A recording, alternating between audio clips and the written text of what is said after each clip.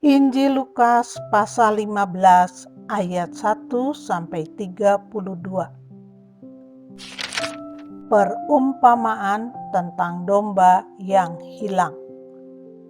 Para pemungut cukai dan orang-orang berdosa biasanya datang kepada Yesus untuk mendengarkan Dia. Maka bersungut-sungutlah orang-orang Farisi dan ahli-ahli Taurat. Katanya, Ia menerima orang-orang berdosa dan makan bersama-sama dengan mereka. Lalu ia mengatakan perumpamaan ini kepada mereka. Siapakah di antara kamu yang mempunyai 100 ekor domba, dan jikalau ia kehilangan seekor di antaranya, tidak meninggalkan yang 99 ekor di padang gurun dan pergi mencari yang sesat itu sampai ia menemukannya? Dan kalau ia telah menemukannya, ia meletakkannya di atas bahunya dengan gembira. Dan setibanya di rumah, ia memanggil sahabat-sahabat dan tetangga-tetangganya serta berkata kepada mereka, "Bersukacitalah bersama-sama dengan aku, sebab dombaku yang hilang itu telah kutemukan.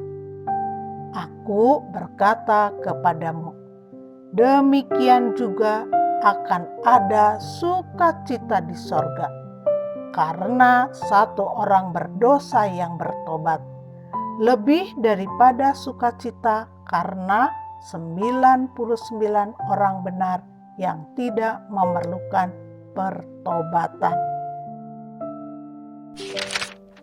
Perumpamaan tentang dirham yang hilang.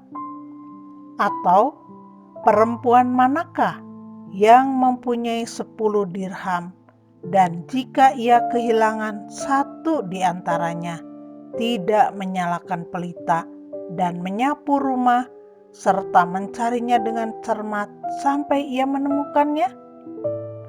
Dan kalau ia telah menemukannya, ia memanggil sahabat-sahabat dan tetangga-tetangganya serta berkata, "Bersukacitalah bersama-sama dengan aku, sebab dirhamku yang hilang itu telah kutemukan. Aku berkata kepadamu, demikian juga akan ada sukacita pada malaikat-malaikat Allah karena satu orang berdosa yang bertobat." Perumpamaan tentang anak yang hilang. Yesus berkata lagi, ada seorang mempunyai 2 anak laki-laki.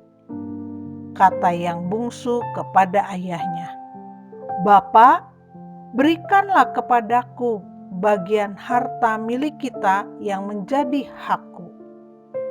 Lalu ayahnya membagi-bagikan harta kekayaan itu di antara mereka.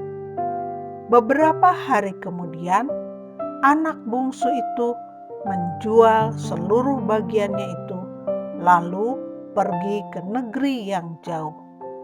Di sana, ia memboroskan harta miliknya itu dengan hidup berfoya-foya. Setelah dihabiskannya semuanya, timbullah bencana kelaparan di dalam negeri itu, dan ia pun mulai melarat. Lalu ia pergi dan bekerja pada seorang majikan di negeri itu. Orang itu menyuruhnya ke ladang untuk menjaga babinya. Lalu ia ingin mengisi perutnya dengan ampas yang menjadi makanan babi itu, tetapi tidak seorang pun yang memberikannya kepadanya. Lalu ia menyadari keadaannya. Katanya, "Betapa banyaknya orang upahan Bapakku yang berlimpah-limpah makanannya, tetapi aku di sini mati kelaparan. Aku akan bangkit dan pergi kepada Bapakku, dan berkata kepadanya, "Bapa, aku telah berdosa terhadap surga dan terhadap Bapa. Aku tidak layak lagi disebutkan anak Bapa. Jadikanlah aku sebagai salah seorang upahan Bapa." Maka bangkitlah ia dan pergi kepada bapaknya. Ketika ia masih jauh, ayahnya telah melihatnya. Lalu tergeraklah hatinya oleh belas kasihan. Ayahnya itu berlari mendapatkan dia, lalu merangkul dan mencium dia. Kata anak itu kepadanya, "Bapa, aku telah berdosa terhadap sorga dan terhadap Bapa. Aku tidak layak lagi disebutkan anak Bapa." Tetapi ayah itu berkata kepada hamba-hambanya, "Lekaslah, bawa kemari jubah yang terbaik, pakaikanlah itu kepadanya, dan kenakanlah cincin pada jarinya dan sepatu pada kakinya. Dan ambillah anak lembu tambun itu, sembelihlah dia, dan marilah kita makan dan bersukacita. Sebab anakku ini telah mati dan menjadi hidup kembali. Ia telah hilang dan didapat kembali." Maka mulailah mereka bersukaria. Tetapi anaknya yang sulung berada di ladang, dan ketika ia pulang dan dekat ke rumah, ia mendengar bunyi seruling dan nyanyian tari-tarian. Lalu ia memanggil salah seorang hamba dan bertanya kepadanya, "Apa arti semuanya itu?" Jawab hamba itu, "Adikmu telah kembali, dan ayahmu telah menyembelih anak lembu tambun, karena ia mendapatnya kembali dengan sehat." Maka marahlah anak sulung itu, dan ia tidak mau masuk. Lalu ayahnya keluar dan berbicara dengan dia. Tetapi ia menjawab ayahnya, katanya, "Telah bertahun-tahun aku melayani Bapa, dan belum pernah aku melanggar perintah Bapa. Tetapi kepadaku belum pernah Bapa memberikan seekor anak kambing untuk bersukacita dengan sahabat-sahabatku.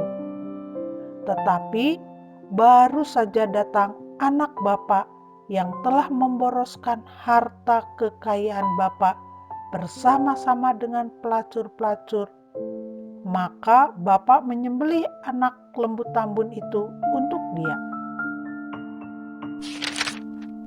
Kata ayahnya kepadanya, "Anakku, engkau selalu bersama-sama dengan aku, dan segala kepunyaanku adalah kepunyaanmu.